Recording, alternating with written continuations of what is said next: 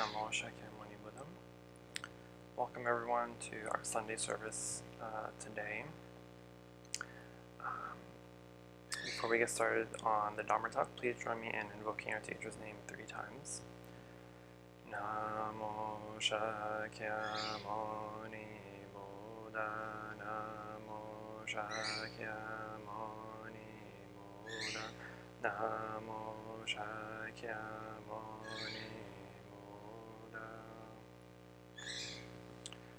So today I thought I would continue with reading questions from my book, The Buddha Journey.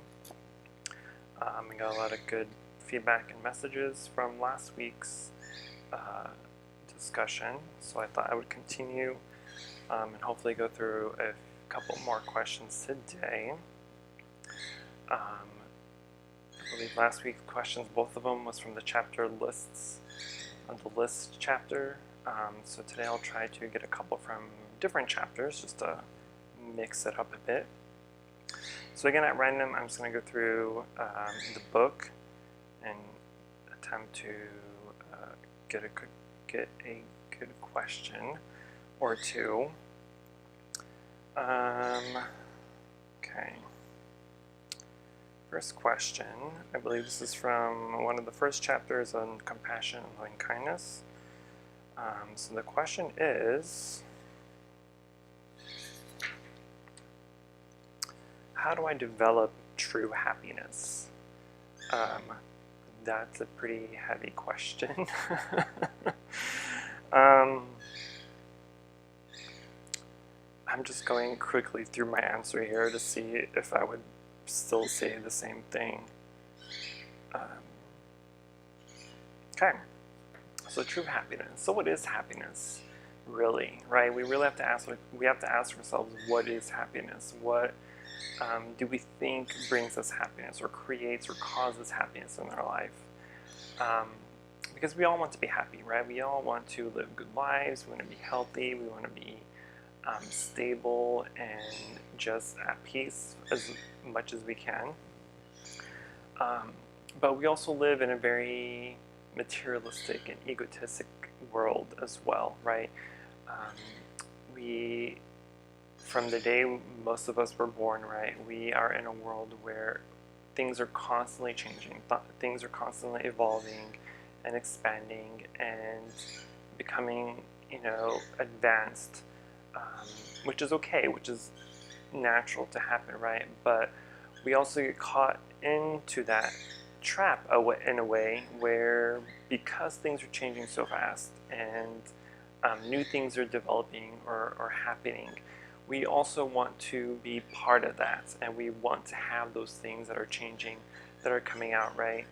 So we're always trying to be within the trend of things, right? Whether it's a fashion trend or economical trend or technological trend, we're always wanting more. We're always wanting the best, the most expensive sometimes. And so because of that mindset that we have, that false mindset that we have, we believe these things would create us happiness. And sure, they may cause us to be happy in the moment, for a moment, but eventually it'll subside and it'll kind of go away, and then your happiness or your desire for happiness again will reignite, right?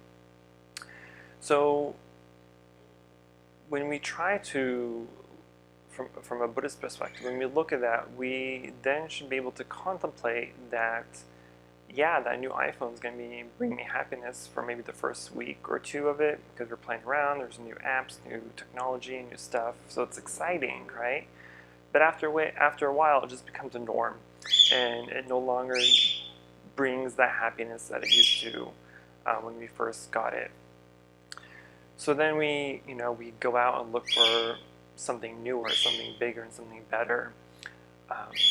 And because of that, right, we are always striving, we're always being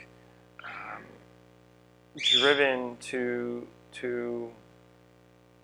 ideas that we have to have the newest thing, we have to have this or that or this person or whatever it may be, right? But then we really have to, in a way, come to our senses, right, and really contemplate the items or the things or the people that we believe will bring us happiness. And we contemplate on their impermanence, because everything's impermanent. The happiness that those things bring to us is also impermanent. So when we meditate on it, when we try to contemplate on that, and we realize and we understand and accept that those material things, even people, are impermanent, and the happiness that comes with that is also impermanent. So why strive so hard to try to obtain those things or obtain a certain people, right? Even certain relationships, we try to go after because we think it'll bring us happiness. Whether we're trying to be in a romantic relationship with someone, or just be in a relationship with a group of friends or type of people, or a certain person or people, right? We try to go after that as much as we can sometimes because we think it's going to bring us ultimate happiness. But that's definitely not the case. And I think we've all experienced this, where we get something new and we're super happy and excited about it. But after a while, it just becomes part of our life, and it just becomes a mundane habit in our life, right? So we experience that all the time, but we don't really contemplate it too much or really analyze it too much, because it's normal in a way, right? It's normal for us to get new things, be excited about it, and then just want newer, better stuff later on. And because it's normal for most people, we really have to stop and think, right? Like, why do we believe that brings us happiness? Why do I believe this new iPhone or new car or bigger house is going to bring me more happiness or make me happier than I already am? And when we analyze that and when we try to contemplate that, then, again, we go back to impermanence, and we try to understand in greater detail, like the Four Noble Truths and the Eightfold Path, and the dependent causes of independent origination, or dependent origination. And when we study those, and when we truly understand and accept and meditate and contemplate on those things, and then it helps us realize that that outside thing is just not gonna fill that hole, that emptiness that we have, right? And when we try to buy all these fancy things, and we try to accumulate materialistic things, right, or even emotional things, and we try to fill that hole within us, then after a while we realize that that hole has not been filled, and we constantly want to go after something else and more things or more people. So we're addicted to try to fill that hole within us that we feel we need, right, to bring us a happiness. But in a Buddhist sense, right, happiness is within us, right? Hopefully everyone in some way, shape, or form gets to meet, monks and nuns from different places, different traditions, different temples, and you'll see that most of these monks and nuns are very happy, right? Regardless of where they live. They can be living in a hut or a big temple, a small temple. They can be homeless, but they're also very, very genuinely happy. And the reason for that is most monks and nuns come into the temple with almost nothing, right? Maybe a bag of essentials, and then everything else is given to them at the temple, right? Like their robes and clothes and other essentials. So with so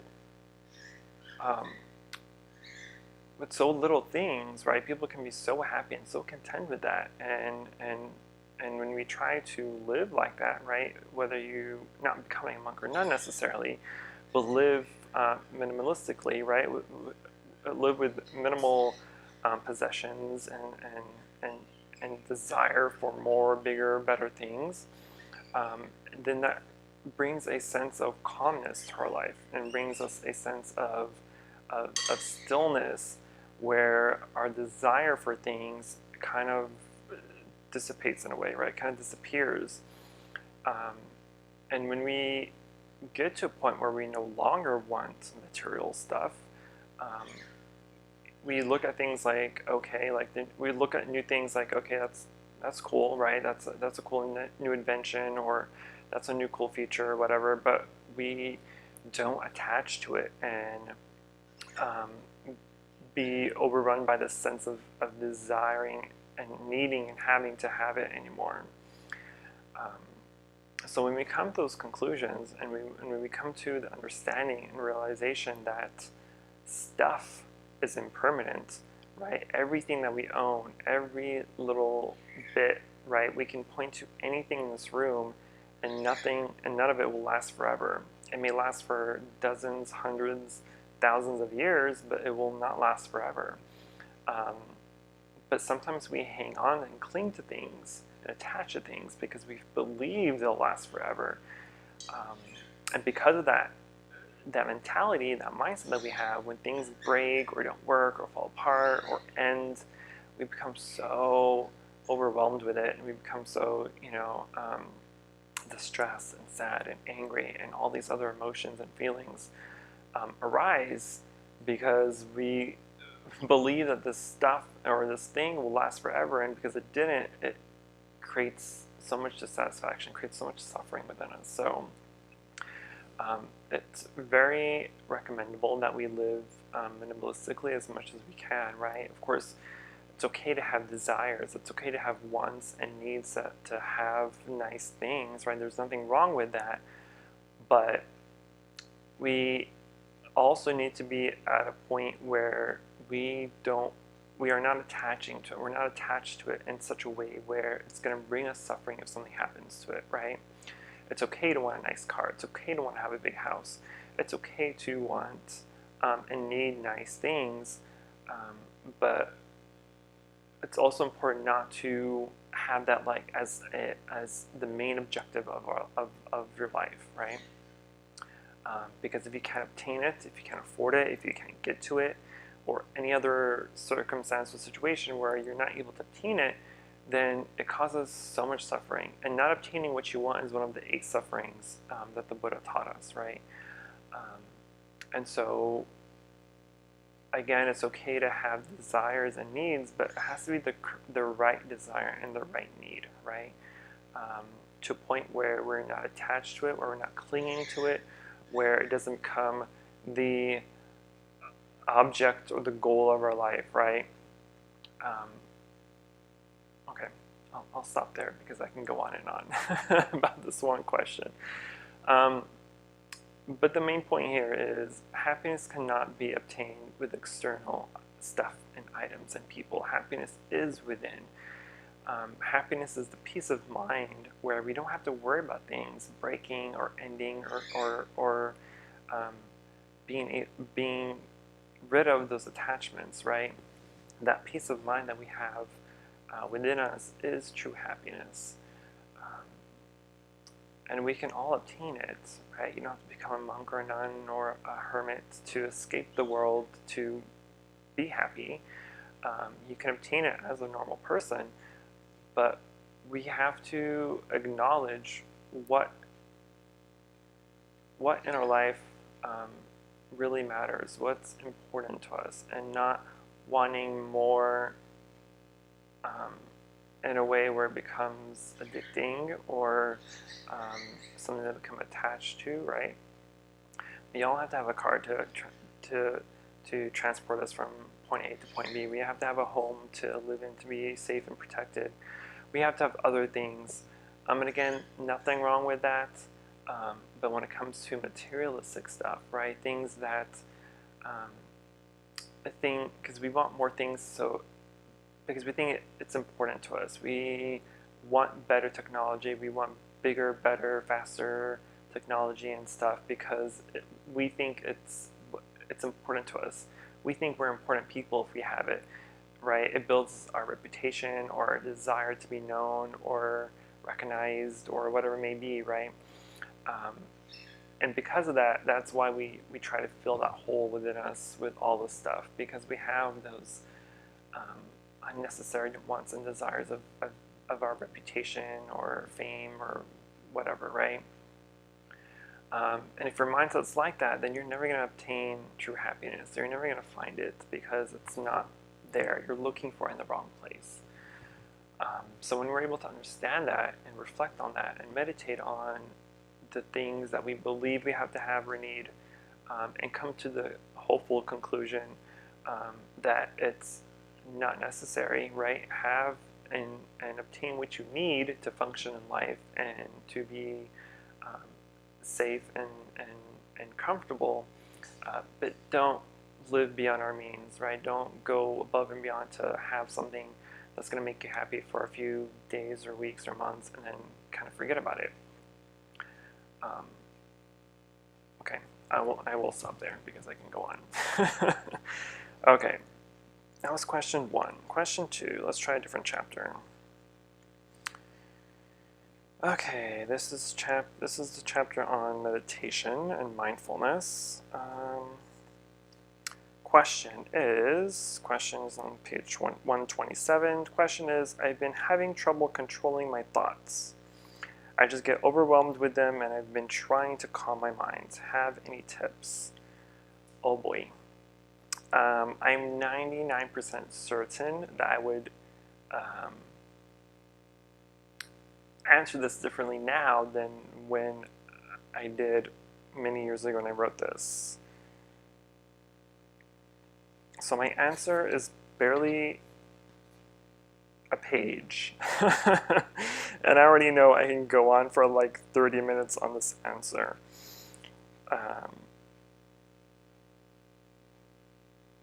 Okay, I'm just going over my answer to see what I said. Okay, so again the question is, I'm having trouble controlling my thoughts. I get overwhelmed with them, and I've been trying to calm my mind. So calming our mind, that's a very big, that's a big question with a very big answer as well. And I'll try to be brief and subtle in a way. So controlling our mind, we have this idea or concept where we are our minds, right? There's a famous quote everybody knows about, I think, therefore I am, right? Or something along those lines from some philosopher. But that's in Buddhist psychology, right? We are not our mind, right? The mind is part of our senses. It's part of the aggregates. It's part of things that are not us, right? We have our mind and we have our consciousness. Our consciousness is our true being. It's where our Buddha nature would stem from, right? And our mind is separate. It's not one of the same. They may, be housed in the same house, but we are addicted to thinking, right? And that's where the thoughts are coming from. The thoughts are coming from our addiction of thinking, and it's habitual that our mind constantly thinks, right? There's not a second in our day where we're not thinking about something. And so we are addicted to thinking, and our mind is addicted to giving us those thoughts. Our mind is also addicted with time, because time meaning past and present, right? We have this insatiable desire to constantly think of memories of the past because it gives us an identity. It gives us a point of time and a reference to people and places and things, and it creates who we are, right, in a sense. And then we also have the anticipation and the worry and anxiety of the future. And that's what our mind constantly projects into us and causes us to continuously think and have these thoughts. But at the same time, our mind is also very afraid of the present, because the present is the only true time, right? Past and present don't have reality in themselves, right? They don't exist anymore. Now, the present is the only time it exists. But our mind is afraid of it because it's wanting you to remember and bring up memories of the past. It's wanting you to think of the future, because that's, to the mind, that's all there is. And so sometimes it's difficult to slow it down in a sense, because it's like, no, my job is to make you worry about things you've said or could have said or should have said or what had been done or what you could have done differently. And I'm also wanting you to worry of tomorrow because this can happen or that can happen or this whatever, right? So the mind is constantly feeding you this past and present stuff, and it's only when we are able to be fully embraced in the moment, in the present, and have our consciousness take over. That's the only time where we can actually have our mind settled. So it's a big psychological topic in Buddhism, right? Of the mind and our ego and our sense of being and our consciousness. So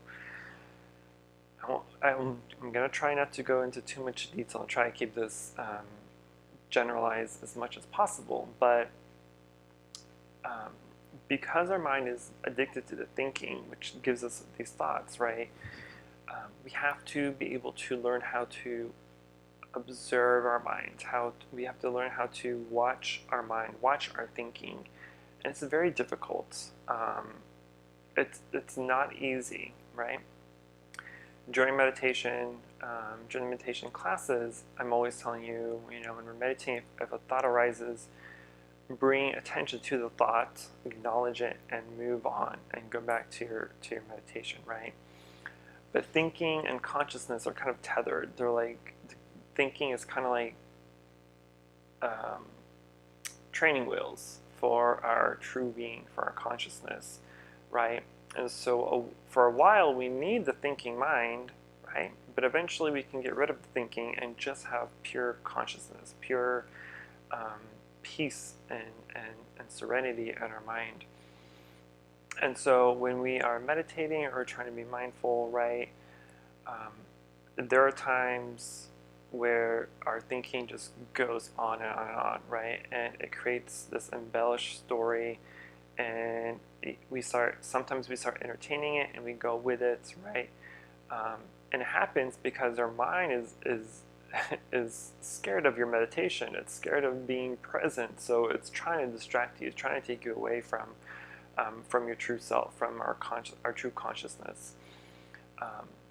And that's why we get distracted, because our mind's like, oh, no, I'm not going to play that game. Let me tell you about this and that, right?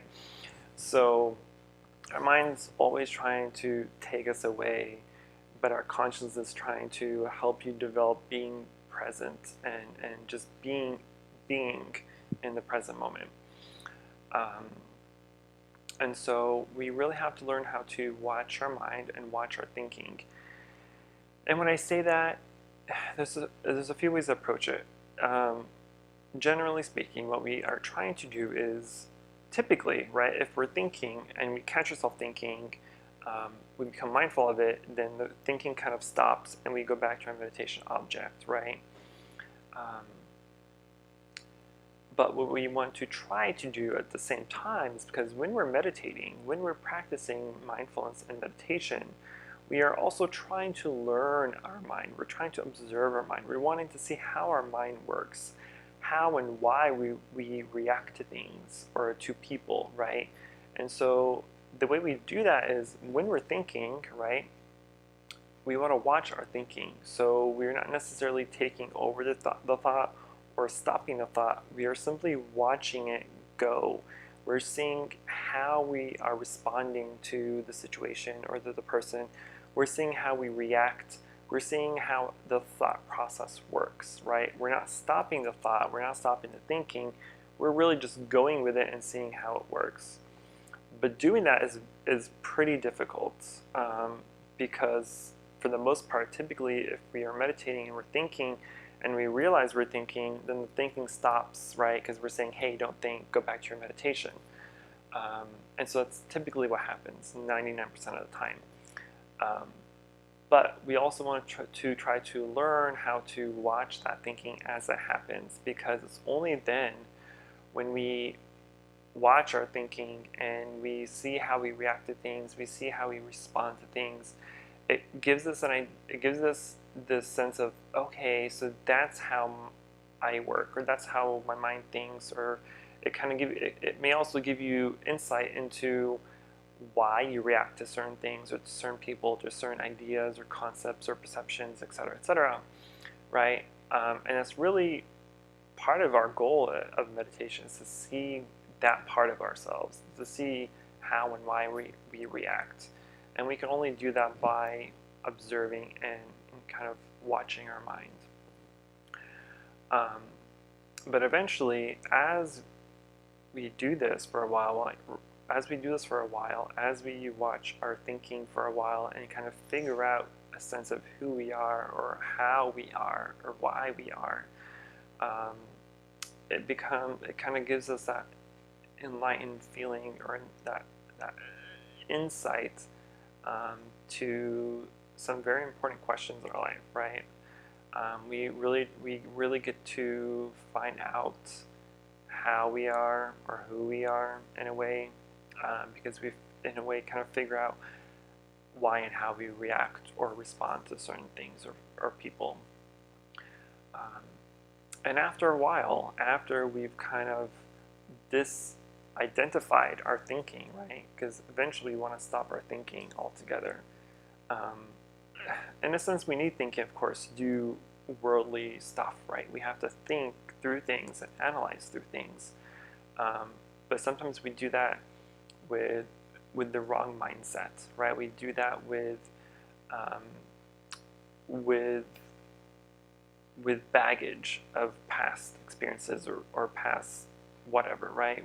Sometimes we think through things or think to respond to things based on past experiences or based on what other people have said or did or whatever, right? Not based truly on a opened mind, an open consciousness to it. So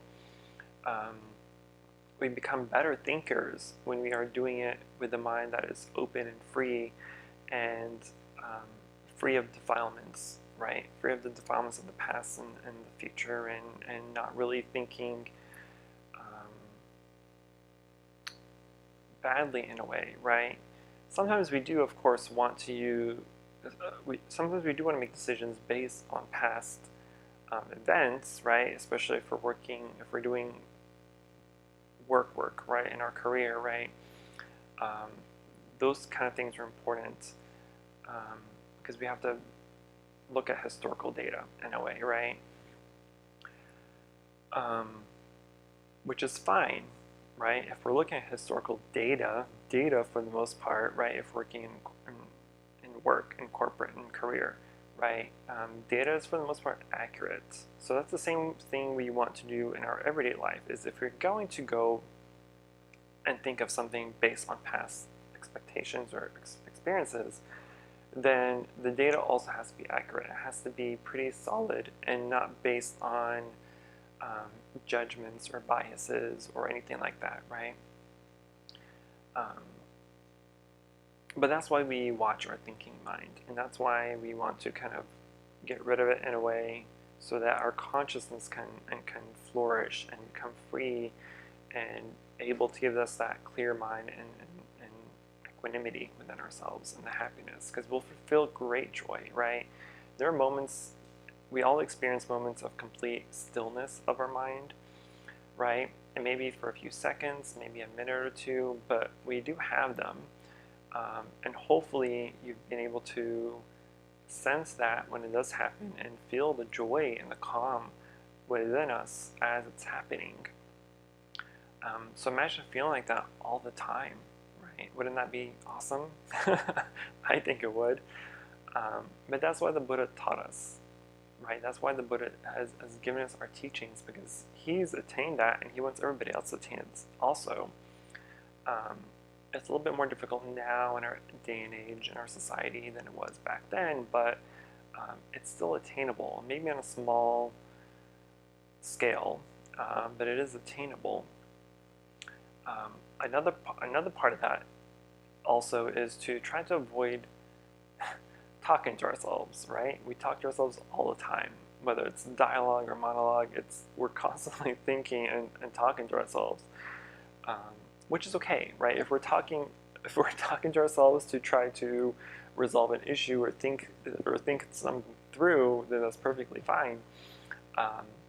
But we get caught all all the time with thoughts, with us entertaining our own thoughts, right? We're thinking of the past, we're thinking of the future, we're making something up, we're thinking of how we could have reacted or said or did something differently based on a past experience or something that just happened, right? We're creating so much imaginary script in our mind of things, and we really want to try to avoid that. So that's why in Buddhism, mindfulness is heavily emphasized a lot, because we are trying to get rid of that constant thinking, that constant mind entertainment that our mind wants to give us and does for us. But it's difficult. It's not easy. It's not impossible. I struggle with it all the time, right? But when we are doing mindfulness practices and when we are really observing our mind and are allowing our consciousness just to be open and free, it's so gratifying, and you are in a sense of so much peace and joy that you just want it to last forever, right? And that's really the motivation for a lot of people, is that sense of joy, because once you've felt it, once you've experienced it, you just want more of it, right? And it's not something that's false, right? It's not something that's outside that we have to buy or obtain or get or acquire, right? It's something within us, and we want to try to achieve it, right? And we can only do that through practices of meditation and contemplation, right? So I'm gonna stop there. Again, I can go for hours on this topic, on the subject, but I will spare you that suffering, and just keep it at that. But it's a very big topic. It's definitely it's the Abhidhamma, right? Buddhist psychology. It's a huge topic in Buddhism, but that's and what I've just spoken about is a very small part of that, and it goes so much deeper, and there's so much information out there that the Buddha taught us about it, but that's kind of the gist of it, and that's something that is good enough for beginners and people who've been practicing for a while. So the moral of the story is to try to watch your thinking, try to observe how your thinking is thinking, right? Just see how your mind works. Because once we're able to see that, once we're able to kind of understand how we think and how we react and respond, etc., it's easier for us to kind of have aha moments where we kind of realize, oh, that's why I think that way, or that's why I react or respond that way. And we're able to change our lives for the better, hopefully, because of that. And then as we do that for a while,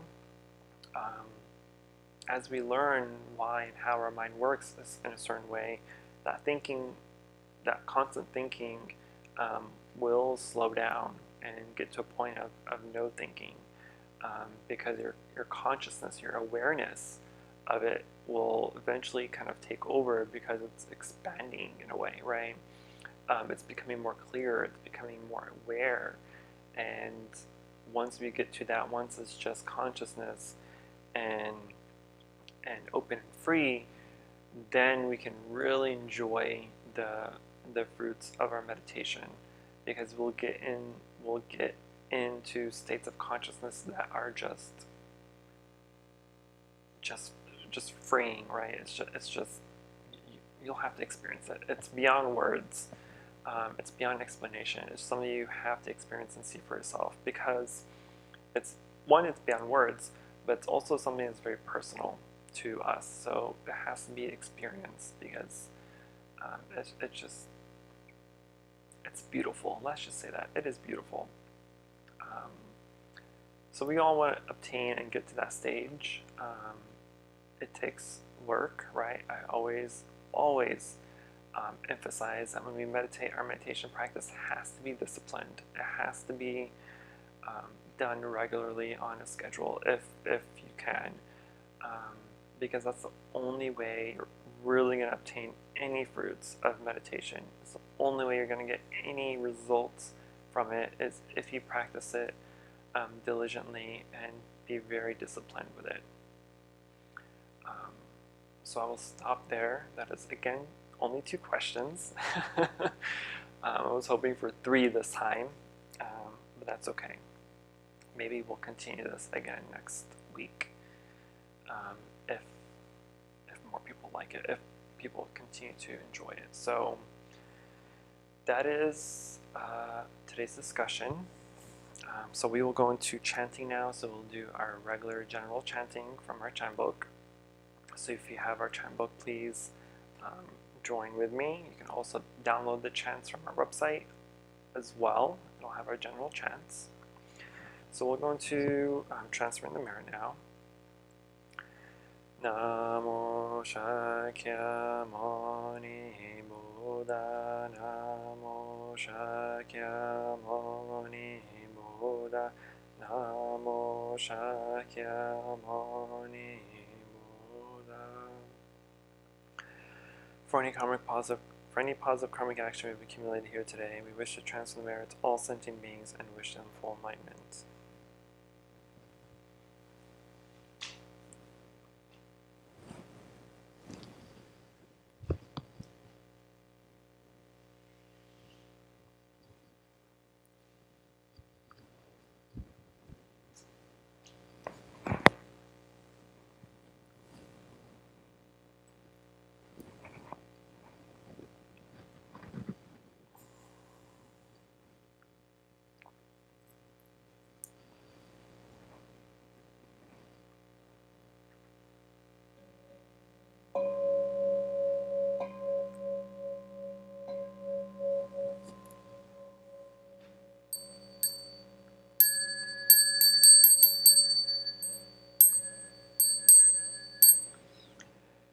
Body, speech, and mind in perfect oneness, I send my heart along with the sound of the bell. May the hearers awake from forgetfulness and transcend all anxiety and sorrow.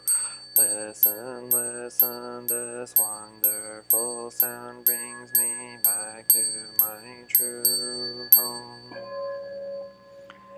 In gratitude we offer this incense to all Buddhas and Bodhisattvas throughout space and time. May it be fragrant as earth herself, reflecting our careful efforts, how wholehearted mindfulness and the of understanding slowly ripening. May we and all beings become companions of Buddhas and Bodhisattvas. May we awaken from forgetfulness and realize our true home.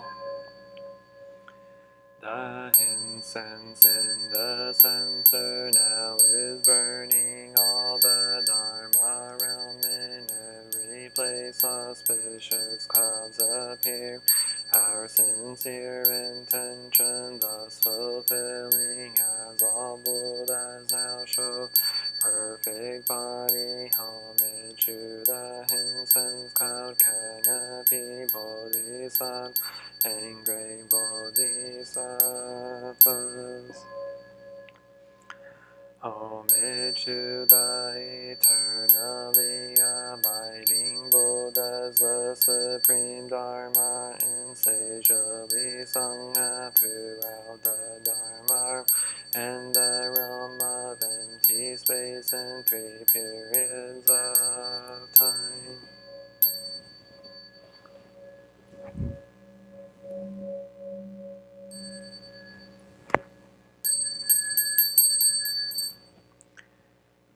Homage to the fundamental teacher Shakyamuni Buddha, Maitreya, honored future Buddha, Manju Roshi, great wisdom, Bodhisattva, universal great conduct, Bodhisattva, all Dharma guarding Deva, Bodhisattvas in the magic mountain, assembly of Buddhas and Bodhisattvas.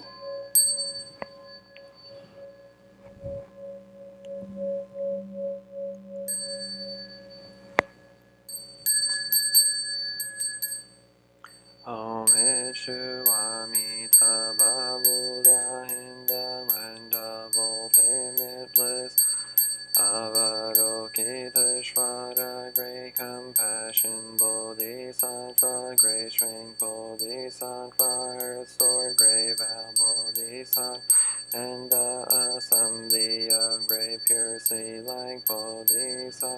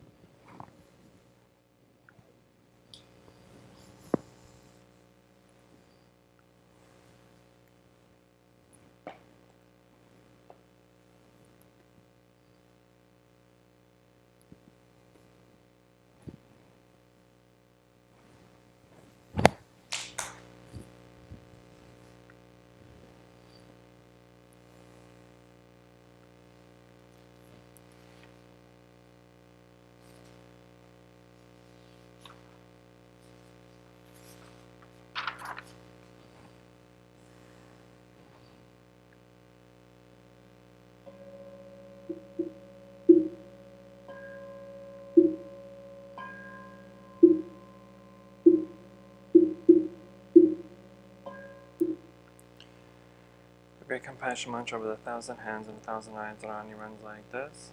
Namo Ratnatrayaya Namo Arya Avalokiteshvaraya Bodhisattvaya Mahasat Mahakarunikaya Hum Savadavadi Sudana Sasya Namaskripa Naman Avalokiteshvara Nantavana Munila Kanta Shri Mahapata Shami Sarvadata Shubhamashi Sattva Namo Pasava Namo Bhagamavate Dutaryata Om Avaloka Lokati Kalati Ishi Bodhisattva Savo Savo Mara Mara Mashi Mashi Ridayo Guru Guru Gamyan Shyati Mahabhashyati Dara Dara Dirini Shvaraya Jala Jala Mahava Mara Mudhila Hiya Shinash Ala Shinbala Shari Basha Masan Bara Shaya Holo Holo Praholo Holo Shis Sara Siri Siri Soro Soro Bodaya Bodaya Bodaya Bodaya Maitreya Nilakan Sadrishan Mani Swaha Sitaya Swaha Maha Sitaya Swaha Sitaya Ishvaraya Swaha Nilakante Swaha Swaha Shisema Hokaya Swaha Sarva Maha Hasaya Swaha Chakra Hasaya Swaha Panmakeshaya Swaha Tempantalaya Swaha Mokori Shankaraya Swaha Namo Ratnatrayaya Namo Arya Avalokiteshvara Om Sidyanto Madrapataya Swaha. The Dharma body is bringing morning light in concentration. My heart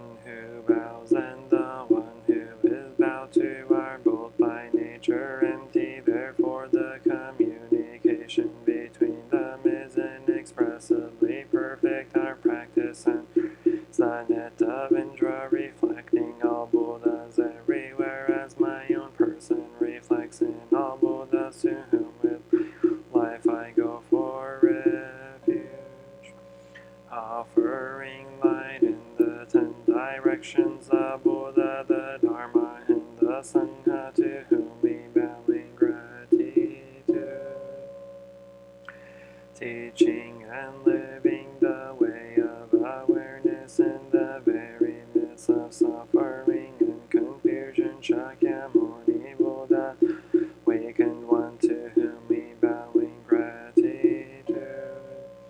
Cutting through ignorance, awakening our hearts and our minds, Manjushri, the Bodhisattva of great understanding, to whom we bow in gratitude.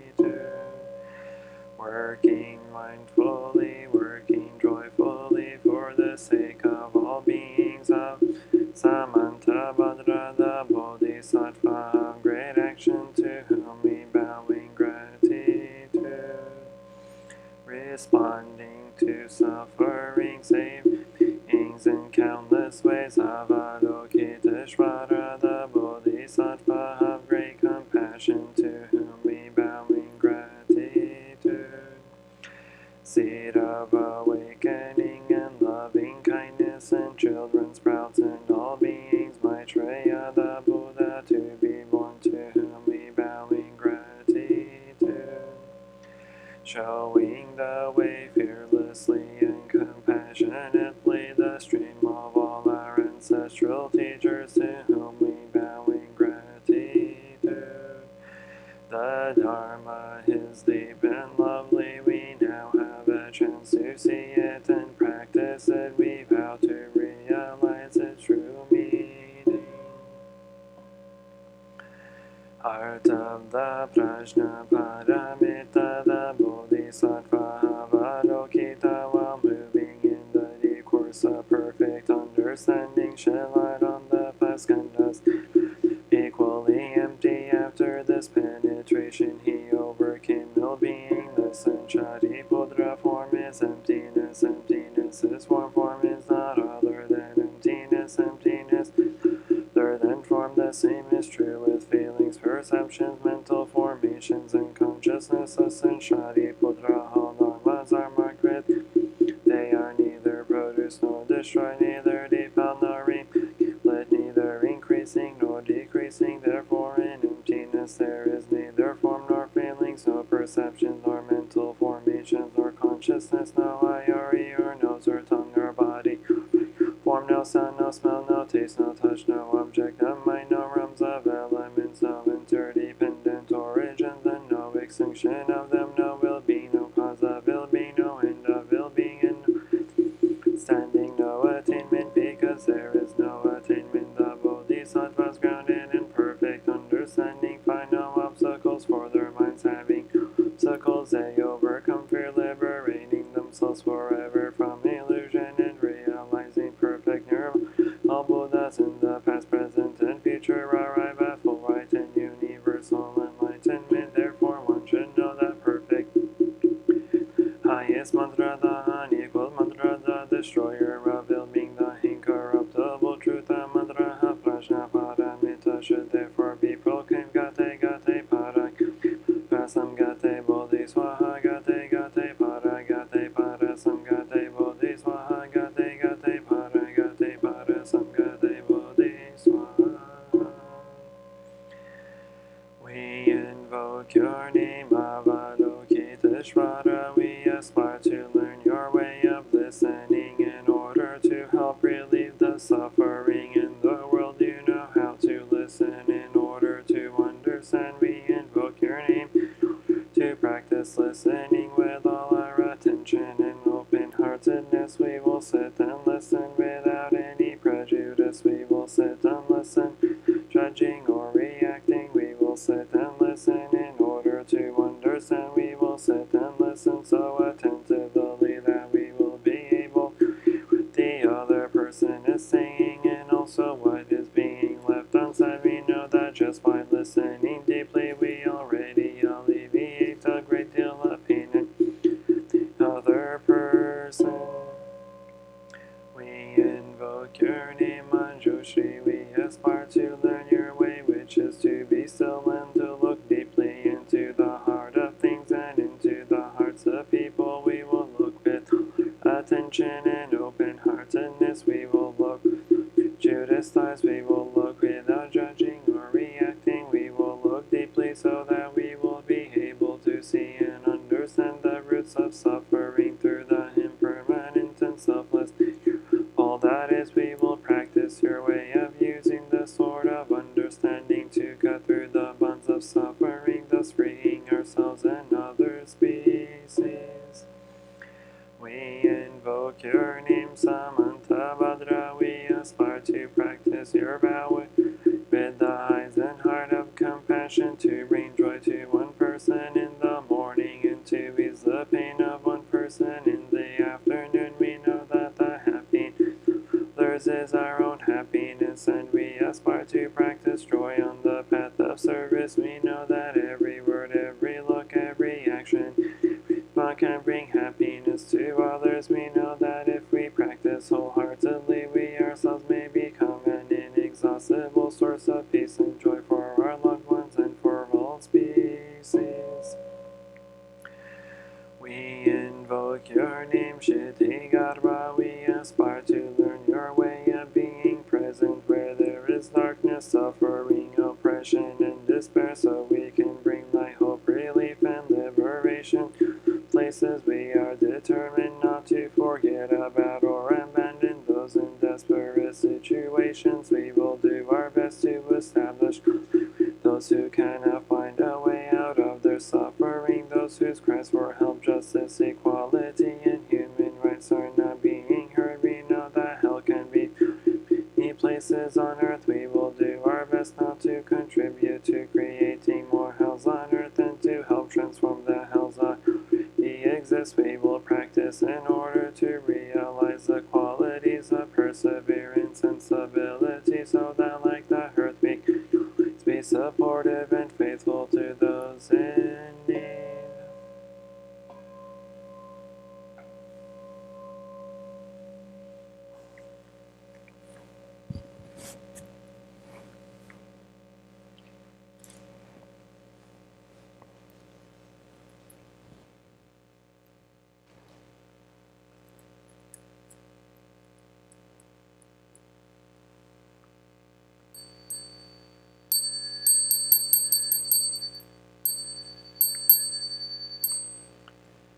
I take refuge in the Buddha, the one who shows me the way in this life.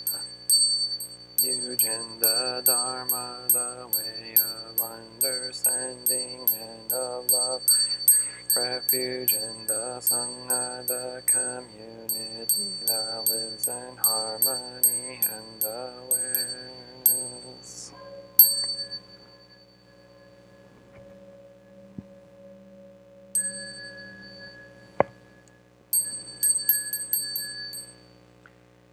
Dwelling in the refuge of Buddha, I clearly see the path of light and beauty in the world. Dwelling in the refuge of Dharma, I learn to open many doors on the path of transformation. Dwelling in the refuge of Sangha, shining light that supports, keeping my practice free of obstruction.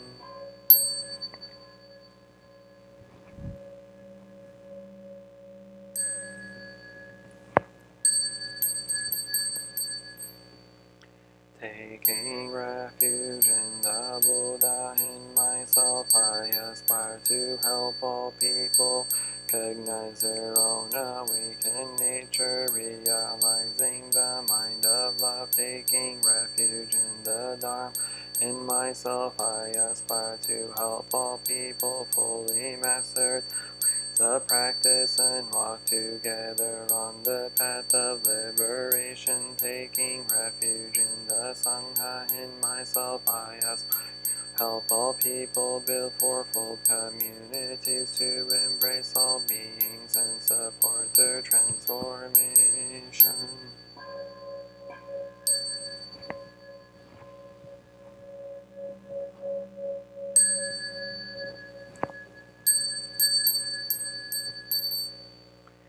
Reciting the sutras, practice practicing the way of awareness gives rise to the benefits without limit.